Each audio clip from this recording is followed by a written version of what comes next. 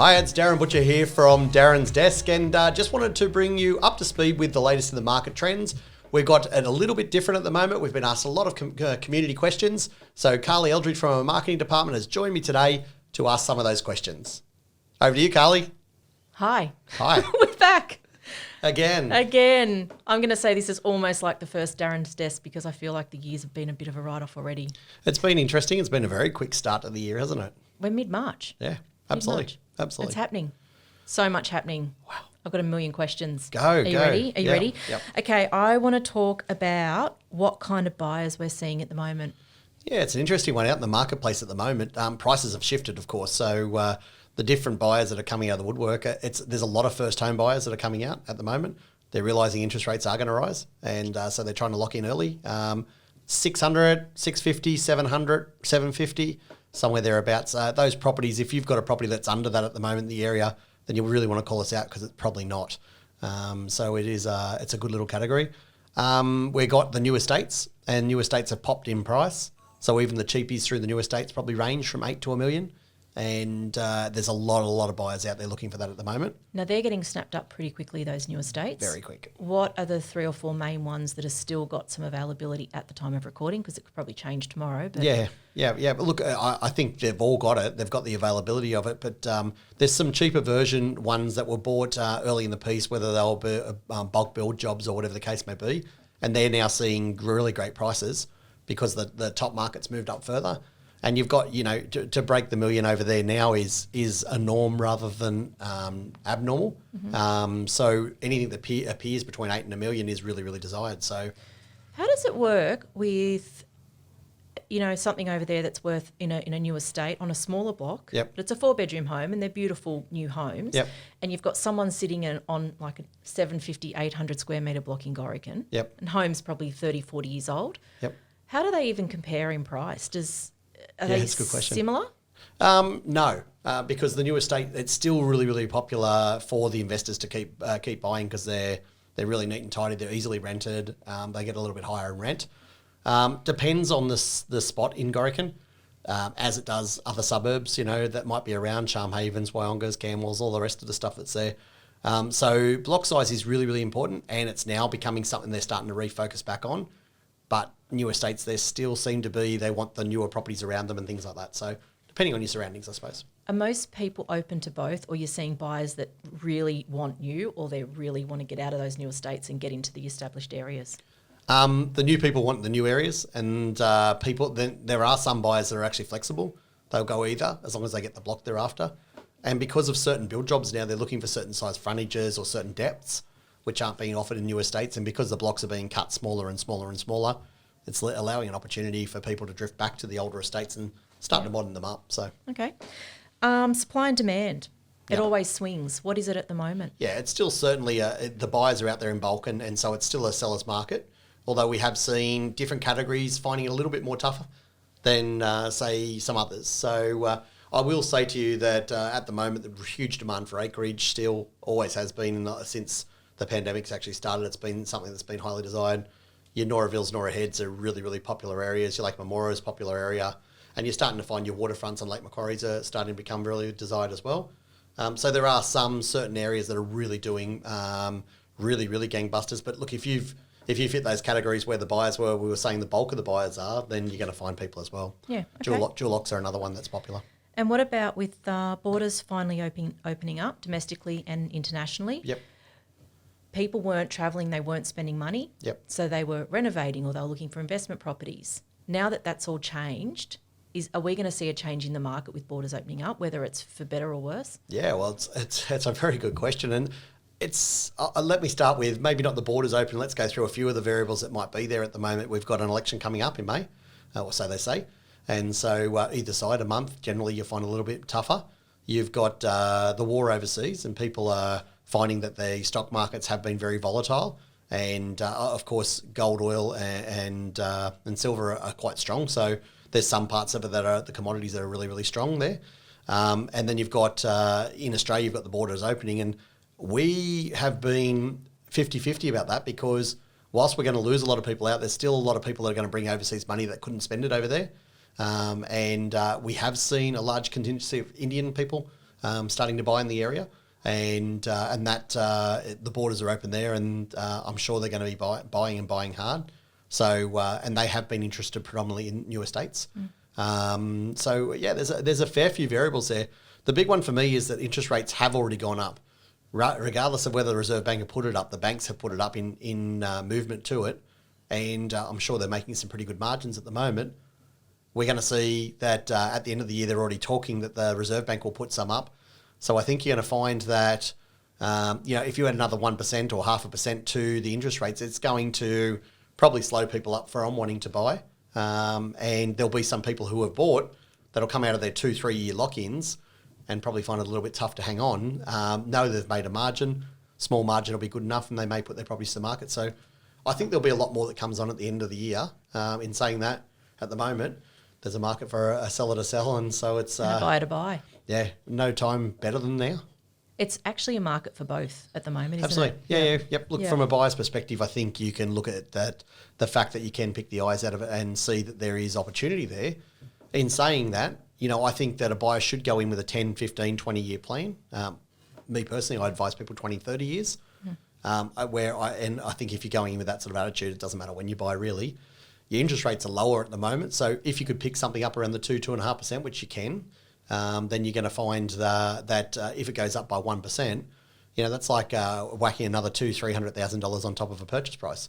Yeah. So you might pay a little more for it, but you're going to save on your interest rates anyway. And if you accumulate that with compound interest over time, it probably might work out to be a lot better to buy earlier than later. Okay. For those who are planning to buy one every year, well, don't change your plan.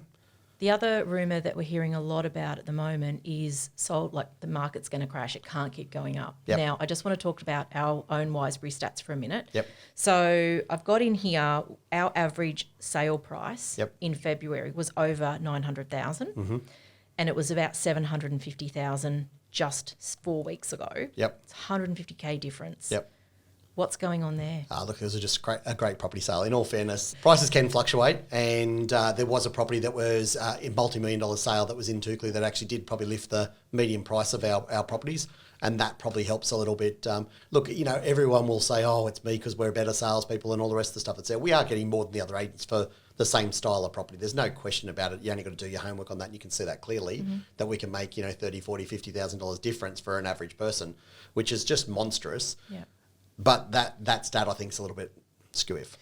So if we go back to January's stat, which was 750,000, the median house price for what we're selling, does that shock you?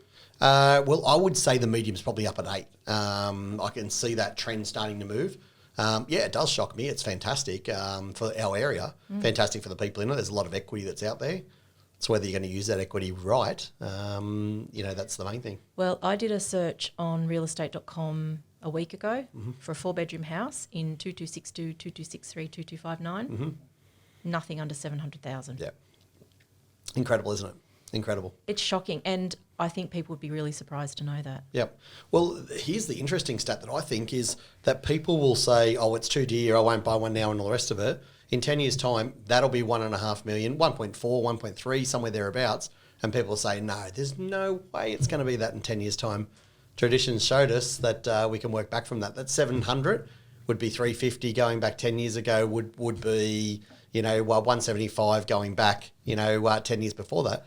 And where I started my career 30 years ago, you'd be looking at what, 85,000. Yep. Yeah. And wow. Bang smack right on the top, 87,500. So it's tradition. It'll work. It'll keep going up, and what people buy today, people will say, gee, they're lucky tomorrow. Yeah, they will. And I just want to talk to you about, with regards to affordability, there's so many factors, and I've got here things like land release, government incentives, tax policies, banking regulations, employment, inflation.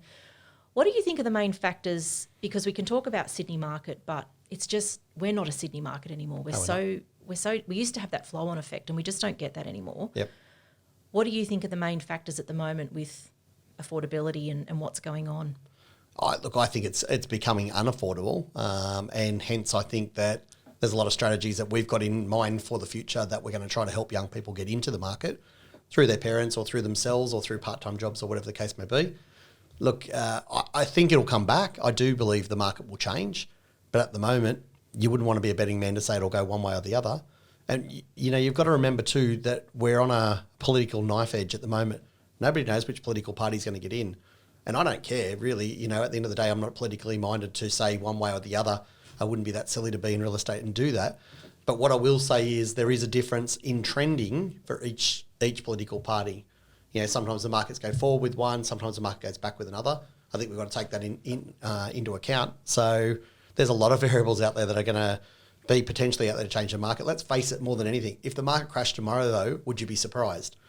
And most people would say, no, I'm not surprised. It was always going to happen. It'd been booming for ages. The agents had it good for ages. I don't know what they're whinging about, But the long and the short of it is this: no one would be surprised. And I think that's when you start to worry that the market might be a little buoyant in that sense. But in saying that, would I go out and buy a property tomorrow? Absolutely. No doubt, because I'm still thinking that 30-year plan. Yeah. So I'm still thinking it's cheap anyway. Absolutely. Selling. How quick are we selling? Quick for most properties. Look, what you're going to see is there's a different trend, and I think people have got to be used to this. The different amounts of money and the dearer it gets, the less the buyer pool. It doesn't mean there's less buyers wanting desired properties, because there's certainly people at the top ends that are looking for desired properties. But you've got to realise that you're not going to, if you're selling a property for $4 million, you're not going to have 100 people through the door. If you're selling a property at $500,000, you're probably going to have that 100 people through the door. So, there's plenty of buyers. There is no question about it. You've just got to realise the different pockets that you've got for the different pricing points. And that's where the Wiseberry team can help you so much, because they can come out and say, this is what we've got, this is how many we've got, these are the people that are trending, this is the ones that can be competitive. And look, we've just got some fantastic results for people that, $100,000, $150,000 over for $1 million property, but $100,000, $150,000 over where their wildest dreams could never have been, and what every agent was still 100 under where we'd appraised it at. So again, it's $250,000 on $1 million property. That's 25%. It's a pretty big take, and something I'd be excited about if I was one of the owners out there. And I certainly would make sure, even though this is our podcast, I'd certainly make sure you have one of our team come out, because it's worthwhile. And average days on market at the moment? I couldn't tell you. You probably could share that with me better than I could. About 21. There you go. 21. See, 21 you want to ask me days. again that? Yeah. 21 days on market, Carley. That's how long it goes on market. And it was about 78 this time last year. Wow. Big difference. Massive difference. Big difference. It's moving. Yep. Yeah, look, it's electric out there. And, I suppose we probably see it more than the average because of the size that we've got with our team. And whilst everyone, out there in the marketplace and the other agents try to set landmines to say, hey, look, they're a big team, they won't know your property well and all the rest of it. We don't know it well because it's on and off the market quickly. But I dare to say that our time on market is quicker than most, even though some backdate sales agencies and the sales dates and do all the fiddly things. They don't work on a couple of days, so I'll take them out. We don't do any of that. We're just raw and tell people as it is, and we're getting great results. Anything else we need to know? Faster you sell the property, the more money you make generally in a marketplace like this. So look, if the change is coming, and quite heavily, we don't know whether it's now, 6 months, 12 months, 18 months, whatever it might be. But if it is coming, getting on and off the market is really important quickly. Awesome. Thanks. It's Darin's desk, signing out.